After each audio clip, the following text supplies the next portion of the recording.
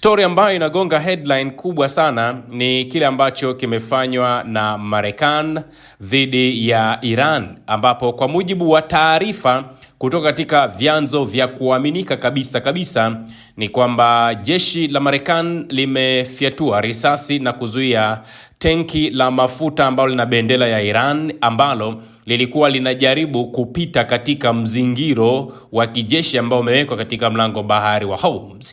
Kwa mujibu wa kamandi kuu ya jeshi la Marekani CENTCOM, tukio hilo ambalo ni la kuzuiliwa kwa tenki hili ambalo tenki linafahamika kwa jina la M-T Hasna lilikamatwa na vikosi vya Marekani majira ya saa 9 alasiri kwa saa za Afrika ya Mashariki baada ya kujaribu kuelekea kwenye bandari ya Iran katika ghuba ya Oman, na tukio hilo manake limetokea siku ya jana.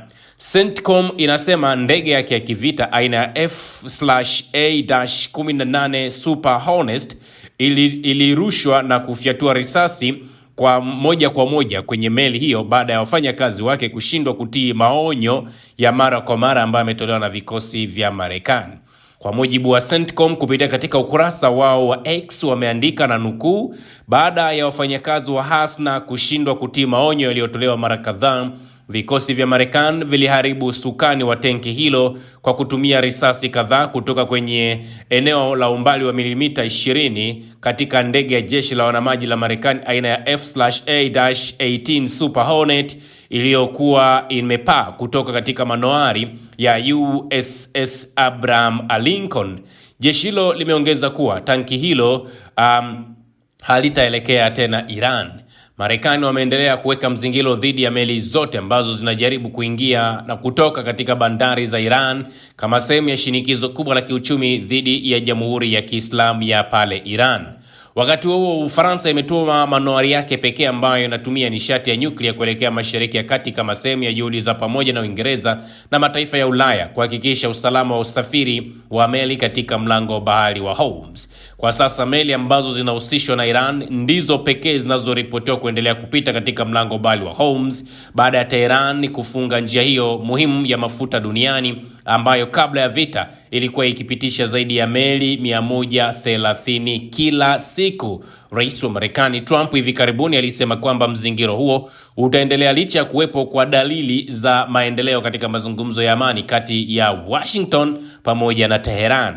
Irani ambayo imekuwa ikidai kuwa mazungumzo hayo hayajafikia maendeleo yoyote makubwa bado hawajatoa tamko rasmi kuhusu tukio hilo la tenki ambalo limezuiliwa na Marekani. Saa moja baada ya tukio hilo, CENTCOM ikasema kwamba tangu kuanza kwa mzingiro huo mwezi uliopita, jumla ya meli 52 za kibiashara zimezuiwa na kuelekezwa upya na vikosi vya Marekani.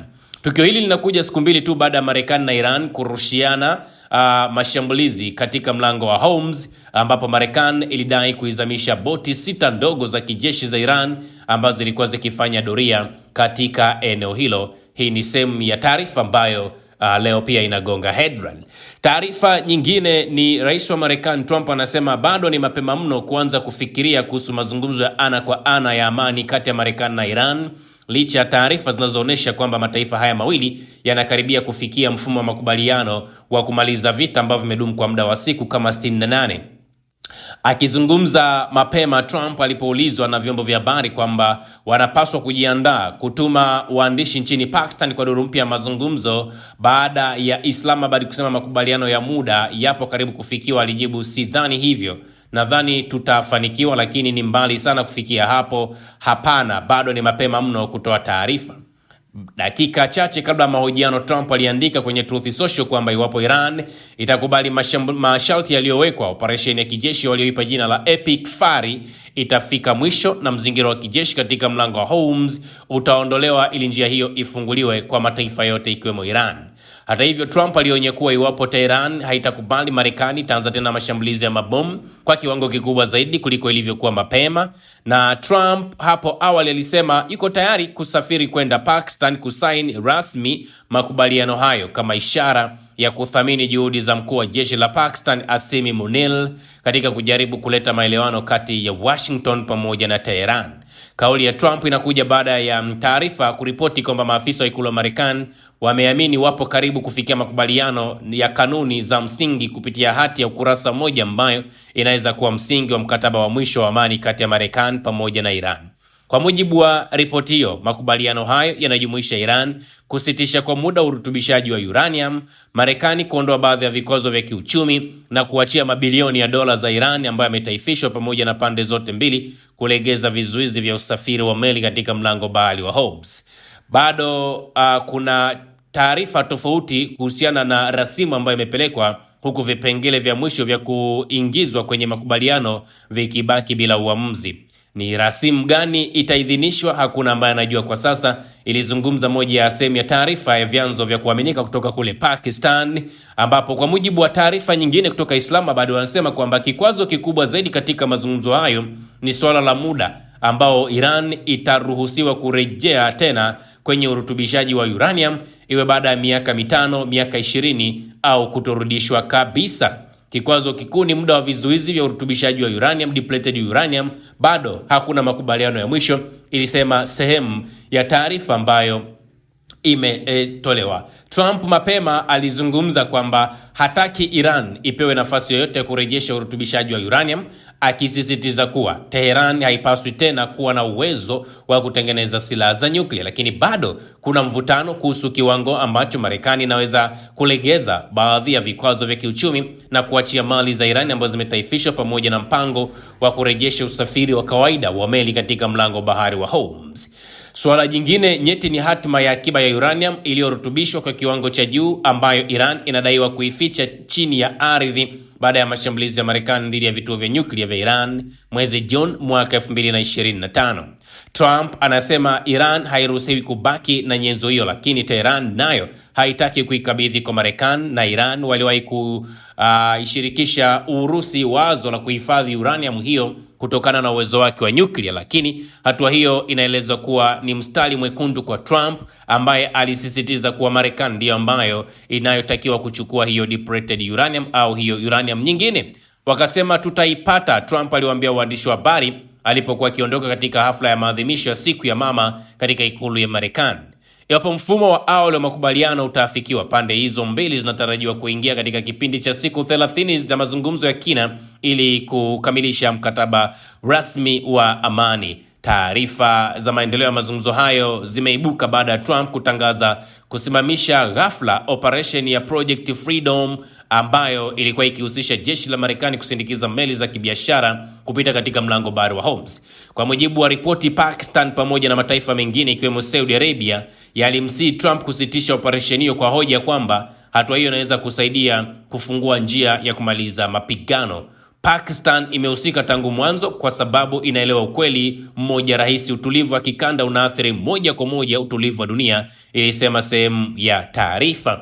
Sasa wa Iran wenyewe ukiwasikiliza makauli ambayo wanazitoa, unaona kabisa kuna namna yani ni kama, of course nimekuwa nikisema ni kama kenge fulani hivi, yani hawataki kusikia hata kidogo, hawasikii la mkuu wala sijui la mnadi swala. Wao wanachosema watapambana mwanzo mpaka mwisho. Na niliona Iran wenyewe wanasema kwamba yani hawatakaa waingie kwenye mazungumzo na Marekani hata kama Iran itakuwa imedhoofishwa kwa kiwango gani katika sekta nzima ya uchumi. Na wanasema wa Iran wenyewe, kutokana na kila ambacho Marekani amekifanya kwa miaka mingi zaidi, hawajui ni approach, yani ni mbinu gani ambayo Marekani anaweza kaja kaitumia ambayo itawafanya wa Iran waweze kukubali kuingia katika hiyo meza ya mazungumzo, kwa sababu tayari walishang'atwa na nyoka. Kwa hiyo hata wakiguswa na jani sasa hivi wanakuwa hawakuelewi kabisa. So hii ni moja kati ya eneo ambalo tukasema tujiuzane tu hivyo hivyo. The more siku zinavyozidi kwenda, unaona kabisa zile pupa za Marekani kwamba wanataka sio waipige ndani ya muda fulani. No, yani Iran wenyewe wanasema sisi tunatafakari jambo lolote ambalo Marekani wanalizungumza, tunalichukua halafu tunaliweka katika mizani ambayo ipo. Na good news ni kwamba baada ya Marekani kuonesha pia naye kulegeza misimamo dhidi ya Iran, tumeona sasa hivi bei za mafuta katika soko la dunia zimeanza kushuka, na zinashuka kwa kiwango kikubwa sana, ijapokuwa mataifa mengine tunaona yanaendelea kupandisha bei, yanaendelea kupandisha mafuta, kwa sababu bei ya mafuta duniani sasa hivi katika kipindi cha saa 24 ambazo zimepita imeshuka kwa kiwango kikubwa sana, na ile mafuta ghafi aina ya Brent imeshuka hadi $97 kwa pipa. Kabla ya hapo ilikuwa ni $101 kutoka zaidi ya $108 mapema katika kipindi hicho.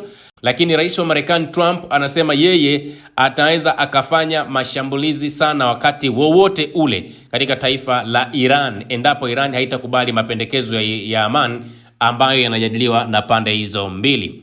Na kupitia katika ujumbe wake wa Truth Social anasema Marekani ilisimamisha kwa muda operesheni yake ya kijeshi katika mlango wa Hormuz ili kutoa nafasi kwa juhudi za diplomasia, lakini ameonya kuwa mashambulizi yatarejea kwa nguvu na kiwango kikubwa zaidi kama makubaliano hayatapatikana. Na kauli hii inakuja kati Iran inasema bado inatafakari pendekezo la Marekani lenye mapendekezo 14 yanayolenga kumaliza vita pamoja na mvutano wa miezi miwili kuhusu udhibiti wa mlango bahari wa Hormuz. Na ripoti mbalimbali zinasema pendekezo hili linajumuisha kusitishwa kwa urutubishaji wa nyuklia wa Iran, kuondolewa kwa baadhi ya vikwazo vya kurejesha usafiri wa meli katika njia muhimu ya biashara mafuta duniani. Na Trump anasema bado ni mapema mazungumzo mapya ya moja kwa moja, licha ya kile ambacho anakiita ni mapendekezo makubwa katika majadiliano ya siku za hivi karibuni. Kwa hiyo bado hali ni ngumu, sio nzuri sana katika eneo hilo, na kama Iran wataendelea kushikilia misimamo yao, basi tutasikia tu Marekani wanaweza wakafanya ambush ya mashambulizi, lakini wanaweza tena wakaongeza siku nyingine za kuendelea kukaa kwenye majadiliano, kwa sababu wa Iran wanasema wao nothing to lose. Kikubwa zaidi ni kuhakikisha wanaitetea ardhi yao mama. Wanaoteseka ni sisi huku tuliopo katika ulimwengu wa tatu, kwa sababu tunaona kupanda kwa bei za mafuta kunapandisha kila bidhaa ambayo unaigusa sasa hivi, unaona imepanda bei, kama sio mara mbili imepanda bei, labda ni mara moja staff. So hili ndilo ambalo linaendelea katika eneo la Mashariki ya Kati. Usisahau kusubscribe, like na kubonyeza alama ya kengele. Asante.